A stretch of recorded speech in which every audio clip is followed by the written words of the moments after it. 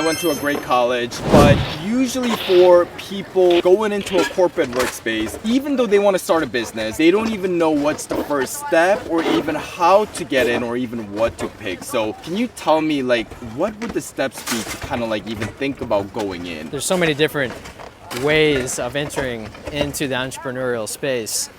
What I learned the hard way, I kind of just dove in. I was young, didn't have a family at the time, didn't have a ton of responsibilities, and I had a great corporate job. I got the degrees, I got the papers, I did all of that, followed the steps, and I was about 4 years into my career and actually really enjoyed what I was doing. And I had an opportunity that arose in Mexico that I just had to take.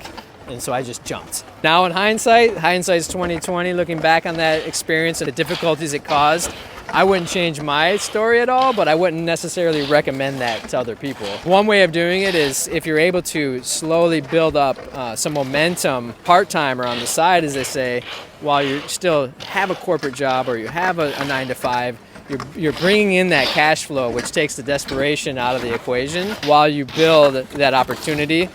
I think that's the smart way of doing it. If you're able to, the difficulty with that is there will come a point where you have to take the leap, where that person has to jump.